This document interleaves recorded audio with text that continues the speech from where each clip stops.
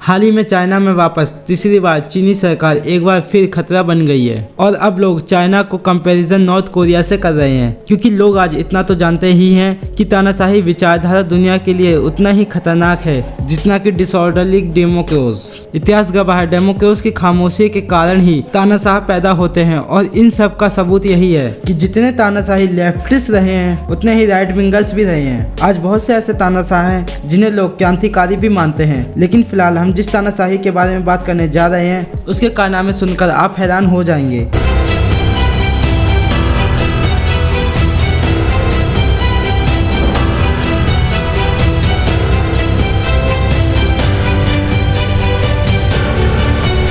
हम बात कर रहे हैं इतिहास के सबसे खतरनाक और क्रूर तानाशाह ईदी अमीन की। आपने बहुत से तानाशाहों के बारे में सुना होगा, लेकिन युगांडा के तानाशाह ईदी अमीन जैसा शायद ही कोई इस धरती पर पैदा हुआ होगा। और 135 किलो वजन वाले ईदी अमीन को दुनिया के सबसे क्रूर तानाशाह में गिना जाता है। अपने 8 साल के शासन काल में ईदी अमीन ने क्रूरता के इतने विभत्स उदाहरण पेश किए जिसकी मिसाल आधुनिक इतिहास में बहुत कम ही मिलती है। आइए जानते हैं कौन है ईदी अमीन। ईदी अमीन का जन्म 1925 में हुआ था, लेकिन तारीख किसी को नहीं पता। अगर किसी जानकार को ईदी अमीन के शासन काल के बारे में पूछा जाए तो शब्द जैसे human rights misuse, political preparation, caste operation का इस्तेमाल जरूर होगा। आपको बता दें कि अमीन के शासन काल में उसने लगभग 1 लाख से 5 लाख लोगों को मार डाला। इसके शासन काल की बात करें तो युगांडा के शासन ईदी अमीन ने साल 1971 में वहाँ की सत्ता हथिया ली थी। उसने 8 साल देश पर राज किया, लेकिन ये 8 साल जनता के लिए दुख से भरे 80 साल के बराबर हो गए थे, क्योंकि अमीन ने 8 साल के शासन काल में 6 लाख लोगों को मौत के घाट उतार दिया था, क्योंकि अमीन को लगता था कि उससे बड़ा और बेहतर इस दुनिया में कोई नहीं है। इसे सबसे ज्यादा घमंड अपने पावर पे था। इसी के बदौलत ईदी अमीन युगांडा के मिलिट्री के जनरल और प्रेसिडेंट थे। बता दें कि युगांडा सेंट्रल अफ्रीका का एक छोटा सा देश है, जहां उन्होंने 1971 से 1979 तक राज किया। क्रूर तो हिटलर भी था, लेकिन इतना भी नहीं। लेकिन इस तानाशाह को तो नरभक्षी भी कहा जाता है। इतना ही नहीं, ईदी अमीन ने तो युगांडा को गरीबी में ढकेल दिया था।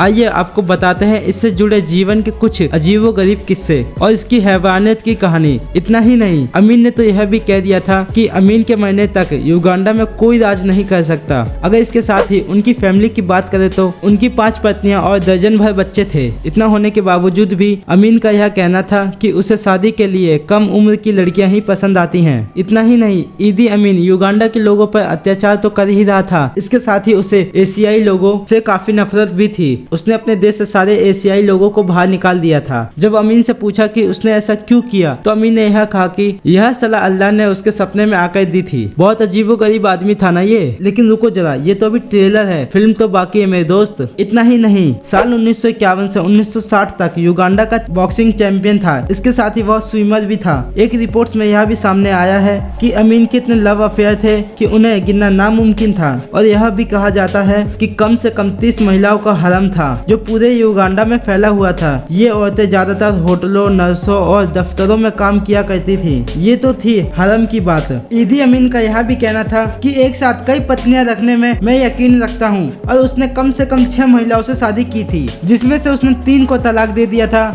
अगर ईदी अमीन के बच्चों की बात करें तो यह तो किसी को ठीक नहीं पता, लेकिन ज्यादातर लोगों का यह कहना है कि अमीन के 30 से 45 बच्चे थे। ईदी अमीन के शासन में हेल्थ मिनिस्टर के रूप में हेनरी किम्बर ने एक किताब लिखी थी। उस किताब का नाम था state of blood, the side story of ईदी अमीन। और इस किताब में उन्होंने अमीन की क्रूरता और हैवानियत के बारे में बताया है। उन्होंने लिखा है कि अमीन एक बार एक अस्पताल के मुर्दा घर में गया था, जहां उसने अपने दुश्मनों की लाश रखी थी। उसने उन लाशों के साथ क्या किया ये तो किसी को नहीं पता। हाँ, लेकिन युगांडा के कुछ लोगों का यह कहना है कि उसने अपने दुश्मनों का खून पिया है, जैसा कि काकवा जनजाति में प्रथा है, और अमीन काकवा जनजाति से आता था। हेनरी ने अपनी किताब में यह भी लिखा था कि उसने कई बार राष्ट्रपति और दूसरे लोगों के सामने इंसानों का मांस खाया है। मुझे याद है कि अगस्त 1975 में अमीन ने सीनियर ऑफिसर को जेल यात्रा के बारे में बता रहा था कि तभी उसने कहा कि उसे वहाँ बंदर का गोश्त परोसा गया था, जो इंसान के गोश्त से अच्छा नहीं था। लेकिन इसके साथ ही अमीन ने यह भी कहा कि लड़ाई के दौरान ये होता है कि आपका साथी सैनिक घायल हो जाता है, ऐसे में उसे मार के खा जाने से आप भूखमरी से बच सकते हो। इतना ही नहीं, अमीन के समय में युगांडा में भारत के हाई कमिश्नर रहे मदनजीत सिंह ने एक किताब लिखी थी। कल्चर ऑफ स्पिरिचुअल में लिखा था कि अमीन के पुराने घर में एक कमरा हमेशा बंद रहता था। उस कमरे में जाने की इजाजत अमीन के पुराने नौकर मजोज अलोगा को ही जाने की इजाजत थी, और वो भी उस कमरे में साफ सफाई करने के लिए। एक बार आमीन की